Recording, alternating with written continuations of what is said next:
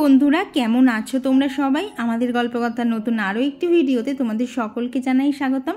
আশা করছি সবাই খুব ভালো আছে, সুস্থ আছে, আর আমরাও বেশ ভালো আছি। আর ঘড়ির কাঁটায় বাজে এখন ভোর 5:25, আর আজকের দিনটা ছিল হচ্ছে শুক্রবার। তো চলো তোমাদেরকে সাথে নিয়ে আজকের ব্লগটা এখান থেকেই শুরু করে দিলাম। আশা করছি আজকের ভিডিওটাও তোমাদের ভীষণ ভালো লাগবে।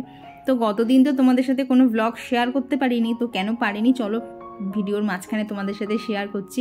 যার জন্যে না এই শুক্রবারের ভিডিওটা তোমাদের পেতে পেতে রবিবার হয়ে গেল। মাঝখানে যেন দুদিন ঠিকঠাক করে একদম ভিডিওর দিকে তাকাতে পারিনি, যার জন্য এডিটও কমপ্লিট করতে পারিনি, তাই তোমাদের সাথে আর ভিডিওটা শেয়ার করা হয়ে ওঠেনি। আর শনিবারে না বাপির চোখের ওখানে চেক আপ ছিল, তো সেই জন্য গেছিলাম, তাই আর ভিডিও শ্যুট বলো এডিট বলো কোনোটারই ঠিকঠাক টাইম পাইনি। আজকে ছাদে এসে দেখি অনেক দিন বাদে আমার জুঁইফুল গাছে বেশ কয়েকটা কুড়ি এসছে, আর এই দিকের গাছগুলো তো না অনেকই কুড়ি এসছে, কিছু কিছু তো ফুলও ফুটছে। জানো তো এই যে কদিন বৃষ্টি হচ্ছিল না, তার মধ্যে এই জিনিসটা আমি উদ্ধার করলাম। বেশি বৃষ্টি হলে না গাছ খুব সুন্দর বাড়ে, কিন্তু না সেইভাবে ফুল ফোটে না। তো দেখলাম ফুলগুলো না যবে থেকে রোদটা একটু একটু হওয়া শুরু হয়েছে, তবে থেকেই না ফুলগুলো আবার ফোটা শুরু করেছে। এই জন্যই বলে মানে বৃষ্টি হলেও জ্বালাতন, না হলেও জ্বালাতন। হলে বেশ গাছগুলো খুব সুন্দর বাড়ে, না হলে আবার গাছগুলো তখন ঠিকঠাক বাড়ে না, যার জন্য ফুলও ঠিকঠাক হয় না। তো যাই হোক, এদিকে দেখো সকালে যে বাসি কাজগুলো থাকে সেগুলোই করতে শুরু করে দিয়েছি, কারণ এখন করে তো আমার রুটিনটা টোটালি চেঞ্জ হয়ে গেছে। আগে করে তো দেখতে অনেক দেরিতে রান্না শুরু করতাম, কিন্তু এখন সকালবেলা হলেই সমস্ত কাজ ফেলে আগেই শুরু করে দিতে হয় রান্না, কারণ কৌশিক বেরোবে, তোমরা তো সবাই জানো। তবে জানো তো এই যে কৌশিক বাড়ির থেকে যাওয়া আসা করছে, এটাতে বেশ সত্যি কথা বলতে আমার অনেকটাই ভালো লাগে। নাহলে তো ওই আগে সপ্তাহে 2 দিনের জন্য বাড়ি আসতো, আওয়াজ চলে যেত, ভালো লাগতো না। বাট এখন দিনগুলো বেশ সুন্দরই কাটছে। আর এইদিকে দেখো এখন তো রাস্তায় জল দিয়ে নিচ্ছে, আর আজকে জানো তো কি হয়েছে, এই যে জল দিচ্ছিলাম খানিকটা জল গিয়ে বাপির গায়েও ছিটকালো। তার একটাই কারণ হচ্ছে, যখন আমি ধরো ঝাঁটি দেই আর জল দিই, মানে যাই করি না কেন, তখন যদি বাপির যাওয়ার দরকার পড়ে, ধরো ঘর ঝাঁট দিচ্ছি, ধুলোগুলো জড়ো করেছি, বাপির যদি যাওয়ার দরকার পড়ে না, ওই ধুলো টুলো পেরিয়ে চলে যায়। যেমন করে আজকে সকালবেলা ওই জলের ওপর দিয়েই চলে গেল। আমি এত বললাম একটুখানি দাঁড়াও, আমি জলটা রাস্তায় দিয়ে নেই, ও বাপি কোনো মতেই দাঁড়াবে না, আমার যাওয়ার দরকার আমি যাব, তাতে কার কি এলো গেল কিচ্ছু দেখে না। এই জন্য জানো তো মাঝে মধ্যে বাপির সাথে আমার সাথে ঝামেলাও পেতে যায় যে তুমি একটুখানি দাঁড়ালে কি হতো। তো বলতে পারো শ্বশুরবাড়িতে থাকতে গেলে অনেক অ্যাডজাস্টমেন্ট করে থাকতে হয় একটা মেয়েকে। মাঝে মধ্যে মনে হয় বাবা এর থেকে বিয়ের আগের লাইফটাই অনেক ভালো ছিল, এত হেডেক এত টেনশন ছিল না, যেটা বিয়ের পরে ঘাড়ের ওপর এসে পড়েছে। তো এইদিকে তো সকালবেলা রান্নাঘরে ঢুকেও পড়েছে, আর দেখো তোমাদের সাথে কথা বলতে বলতে অনেকটা কাজও এগিয়ে গেছে। প্লাস এই যে এখন আটাটাকেও ভালোভাবে ঠেসে ঠুসে মেখে নিচ্ছি। আগে জানো তো এইভাবে তো আটা মাখতে পারতাম না, যার জন্য আমার রুটিও ঠিকঠাক হতো না, বাট এখন শিখে গেছি। তো এইদিকে দেখো বেশ খানিকটা সয়াবিন সেদ্ধ করতে দিয়েছিলাম, কারণ আজকে সকালবেলা করবো হচ্ছে আলু আর সয়াবিন দিয়ে একটা পাতলা তরকারি। মানে ওই যেমন করে ধরো জিরের গুঁড়ো ধনের গুঁড়ো দিয়ে করি না কষা কষা, সেটা করবো না, একদম পাতলাভাবে করব। ওই জন্য দেখো কড়ার মধ্যে দিয়ে দিয়েছি হচ্ছে শুকনো লঙ্কা আর 5 ফোড়ন দিয়েছিলাম ফোড়নে, তার মধ্যে যে সেদ্ধ করা আলুগুলো ছিল সেগুলো দিয়ে দিয়েছি, আর যেমন যা ধরো লাগে নুন হলুদ এইসব দিয়েছি, দিয়ে যে সেদ্ধ করা সয়াবিনগুলো ছিল সেগুলো দিয়েছি, আর একটা টমেটো ফাটিয়ে দিয়ে দিয়েছিলাম। ব্যাস এই যে আমার তরকারি একদম রেডি হয়ে গেল। কারণ সাত সকালবেলা না অত আর কি কষিয়ে কষিয়ে করার জন্য তো অনেকটাই সময় দরকার থাকে। তো সকালবেলা এমনিতেই যা ডেলি কাজ থাকে, তার মধ্যে আবার এইসব কাজগুলো এসে যোগ হয়েছে, অতটা না মাঝে মধ্যে হয়ে ওঠে না। আর কদিন ধরে যা গরম পড়ছে না, এইখানটাতে দাঁড়িয়ে রান্না করতে এত কষ্ট হচ্ছে। মাঝে মধ্যে তো জানো আমি চিমনি অফ করে রান্না করছি, কারণ চিমনিটা চালালে তো ফ্যানটা চালানো যায় না, আর যা গরম লাগছে না, মানে চোখ মুখ জ্বলে যাচ্ছে চোখের মধ্যেই ঘাম গিয়ে। তো ওদিকে তো রুটি তরকারি সমস্তটাই হয়ে গেছে, এখন এখানে কৌশিকের টিফিনটা দেবো। তো এখানে সেই তোমাদেরকে বলেছিলাম না গত ভিডিওতে, বোন মেলার থেকে জিলিপি এনে দিয়েছে, আর কি বোন আর মা মেলায় গেছিলো, ওরা নিয়ে এসছে, তো সেই জিলিপি দিয়ে গেছিলো। তো গতকাল রাতে না বাটিতে ঢালা হয়নি, প্যাকেটেই ছিল।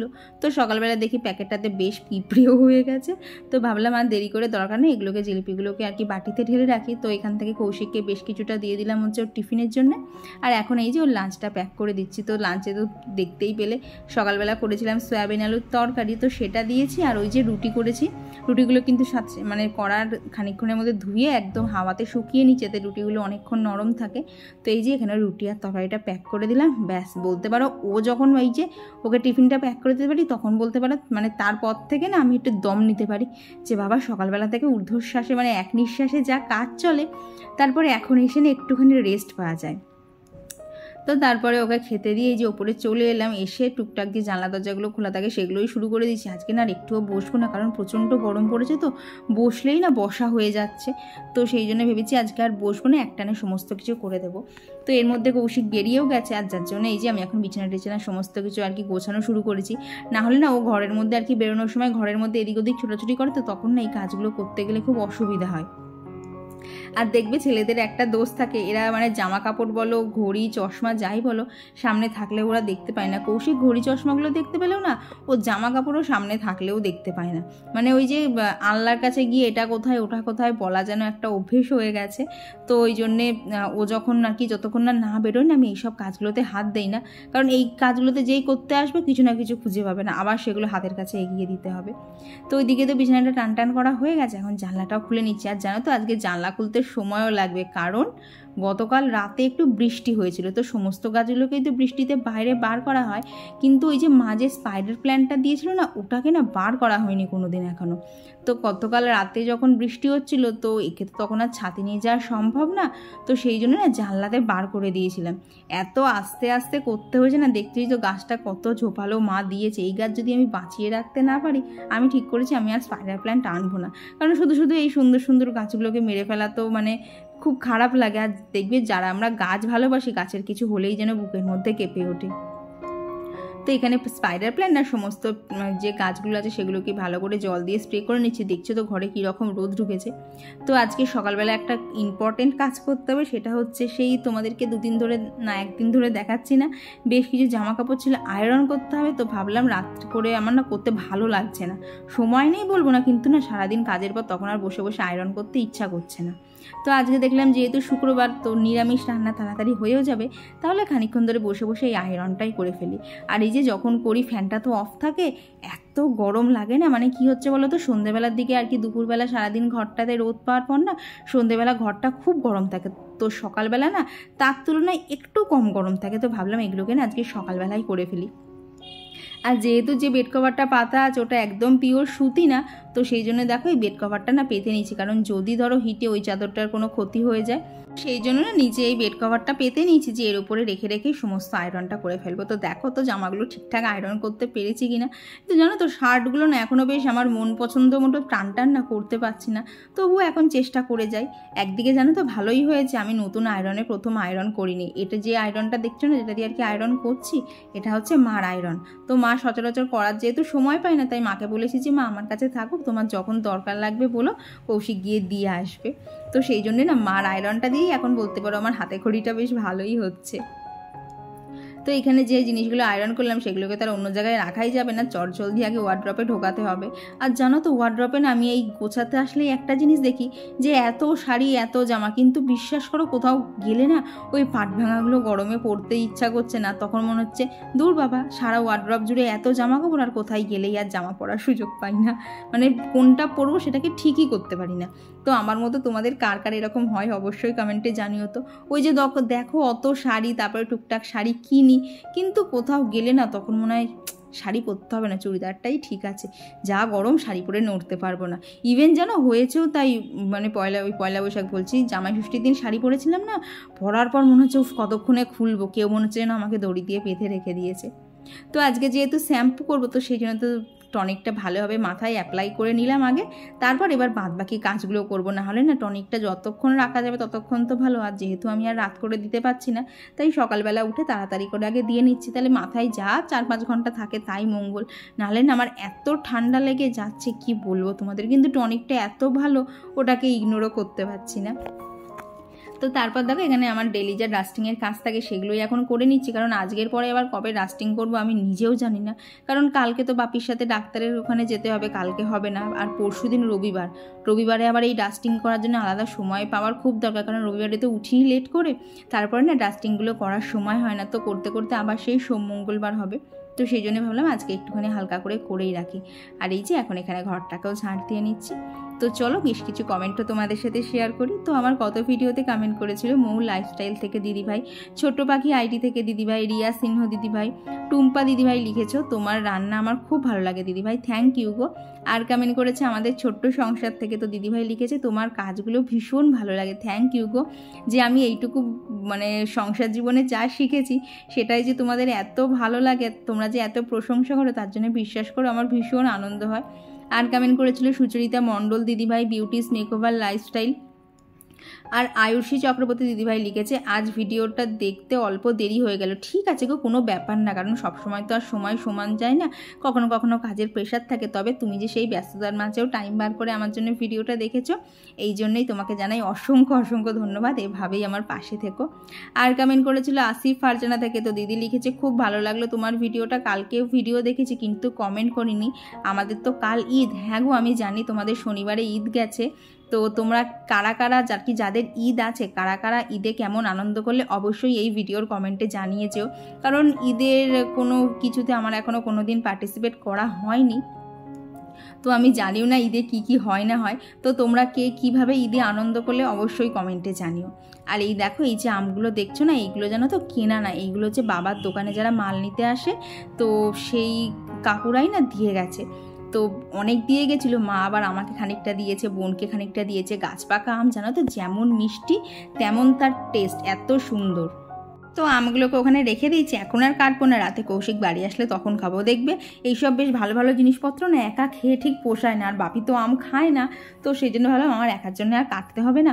তারপরে আমার ধরো দুই বন্ধু আর কি অরিয়বি থাকলে তাও না একটুখানি কাটতাম, কিন্তু ওরা জামাই ষষ্ঠী উপলক্ষে মামার বাড়ি গেছে, তাই ওরাও বাড়ি নেই, তাই আর একার জন্য আর কাটতে ইচ্ছা করলো না। নাহলে যদি অরি বা অবি কেউ যদি থাকতো তাহলে একটা আম কেটে দুজনা তিনজনা মিলে ভাগাভাগি করে খাওয়া যেত। দেখবে ভাগাভাগি করে খেলে কিন্তু খাওয়ার আনন্দ অনেক বেড়ে যায়। তো ওদিকে তো করেছি হচ্ছে পাঁপড় ভাজা, আর এখন এখানে করে নিচ্ছি হচ্ছে ওই বিউলির ডাল। তো শুক্র শনিবারে দেখবে বিউলির ডালটা হলে বেশ ভালোই লাগে, তাড়াতাড়ি ভাত টাতগুলো খাওয়া হয়ে যায়।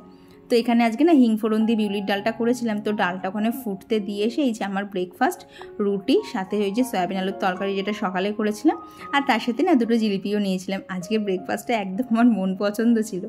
তো এদিকে আর কি ওদিকে খাওয়া কমপ্লিট করতে করতে না এদিকে ডালটাও হয়ে গেছে।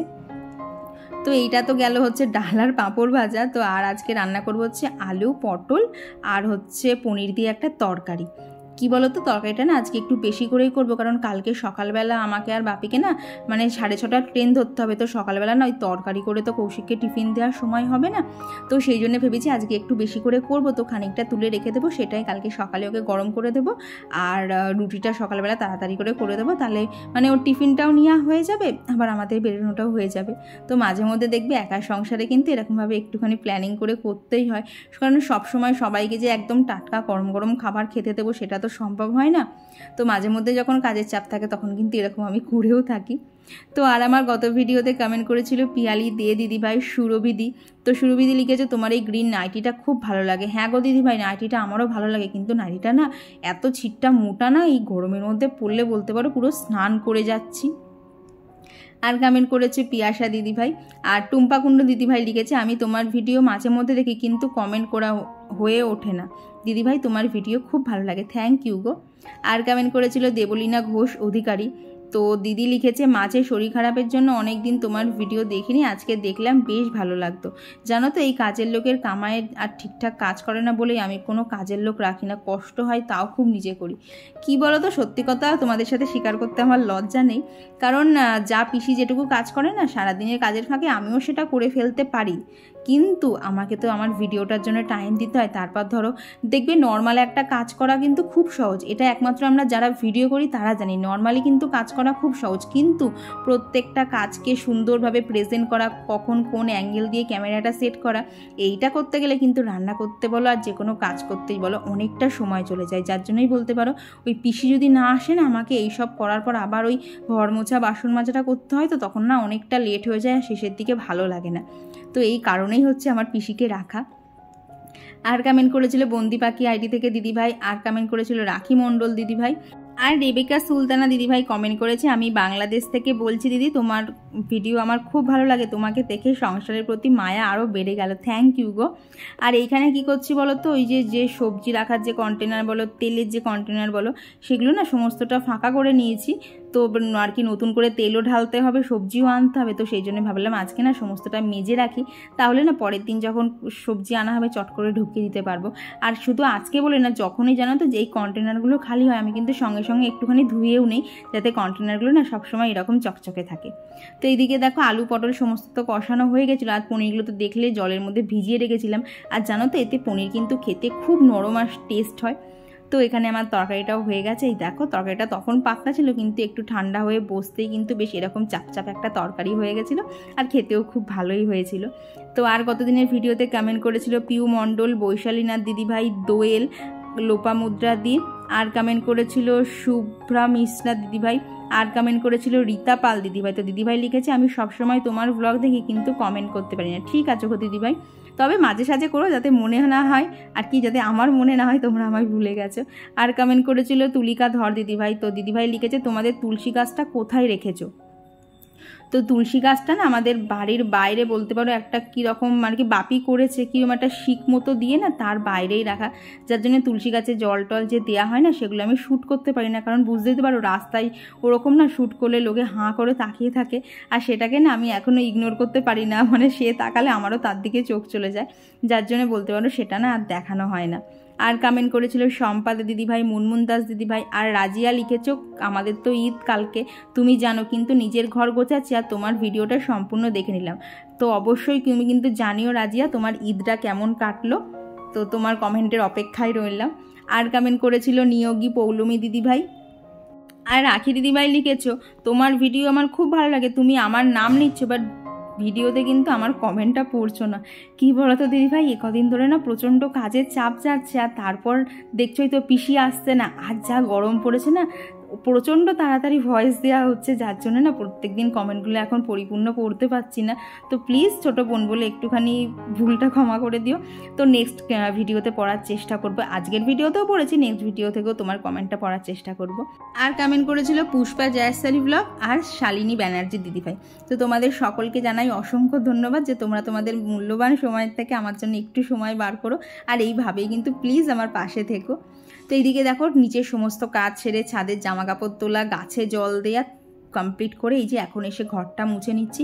আর জানো তো ছাদে গিয়ে দেখি গাছগুলো যেন জলের জন্য কাঁদছে, আর কি সকালে না বাপি গাছে জল দেয়, কিন্তু এমনভাবে জল দেয় আর কি বাপি না 1 মগ জল নিয়ে 4-5টা গাছে দেয়, তো সেটা তো আর গাছের জন্য পরিপূর্ণ হয় না।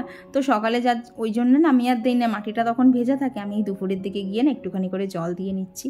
তো তারপরে এই যে নিচে এসে স্নান সেরে এখানে কিন্তু আমার পুজো দেওয়া একদম কমপ্লিট করে নিয়েছি। আজকে গাছে তো দেখছো কদিন ধরে সেরকম ফুল ফুটছে না, ওই যা ছিল আর কি কিছু কেনা ফুল ছিল সেটা দিয়েই পুজো দিয়ে নিয়েছি।